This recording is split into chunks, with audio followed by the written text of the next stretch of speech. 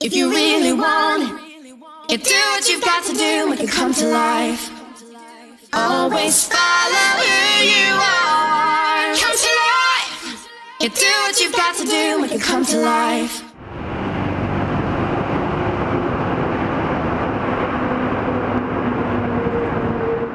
Hi everyone, it's Koimoreth once again with a new video. I am back with an update on BRT Bus Rapid Transport Kenya project.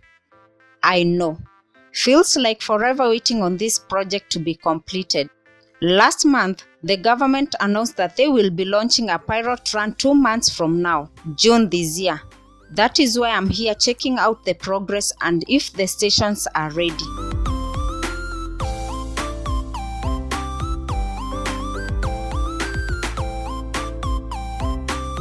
Today, I will visit all Thika Road BRT stations as this corridor is one of the 6 BRT corridors in Nairobi that the government of Kenya plans to launch. We are at Safari Park Station, and just meters away from here is the secure Kasarani Park and Ride facility. Private car owners can park their cars there, then jump onto the BRT and then later in the day pick up their cars when they alight from the BRT buses at the facility. That too will reduce the number of cars on our roads every morning and evening.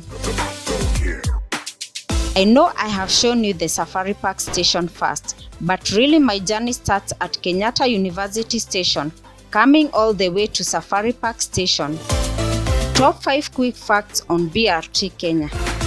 1.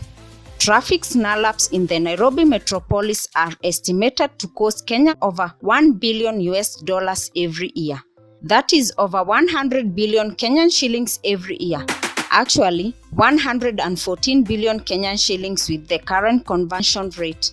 This is why the government is carrying out various road infrastructure projects like BRT systems, viaducts, and expressway to decongest the city. 2. Kenyan government borrowed from South Korea a loan of 17.4 billion Kenyan shillings to finance the improvement of road junctions to ease traffic flow within Nairobi and 6.4 billion Kenyan shillings to finance this rapid bus transport BRT system. 3. The loan will attract an interest rate of 0.1% per annum and a service charge of 0.1% per annum. Taxpayers will service the Korean Export and Import Bank loan to January 21, 2061. 4. Passengers will pay a flat rate fee of 150 Kenyan shillings to use the bus rapid transport. The system will be cashless, with passengers using special toll payment cards before they can take a ride. The system will also integrate commuter rail payment and will be topped up using M-Pesa Paybill or a designated vendor. 5. Petrol and diesel-powered buses have been locked out on the lucrative Bus Rapid Transport (BRT) as the Transport Ministry formally invites private firms to tender for the contract. Up to 12-year concessions to run the BRT. Options for sale or proposed lease tenure covering 3, 7, and 12 years period. Buses that will be allowed must be electric, biodiesel, or hybrid.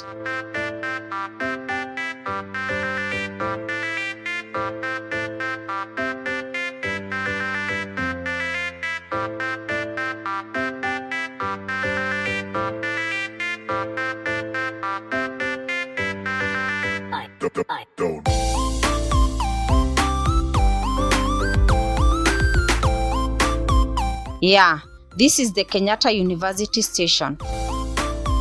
According to the government, the initial fleet of buses will be 100 but 300 in subsequent orders.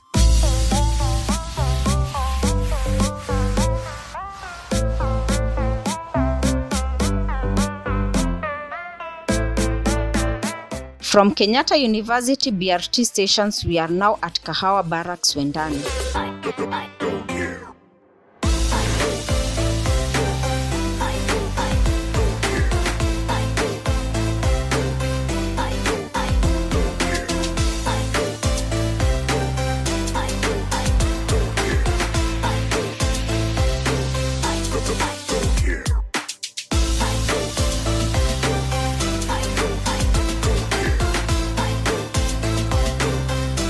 And next, this is the Githurai station.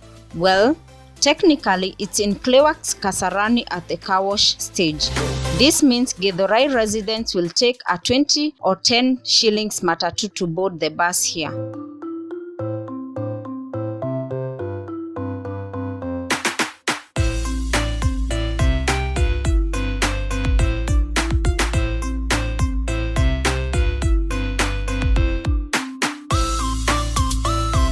From Clearwax, we go to Kasarani station.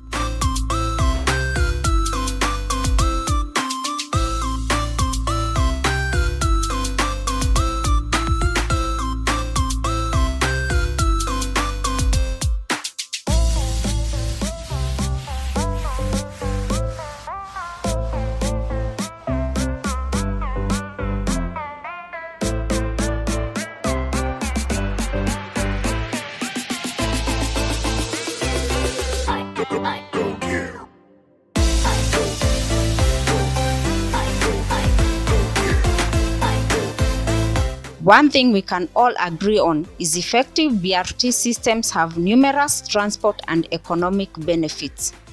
So we are here, guys. What do you think about this tour?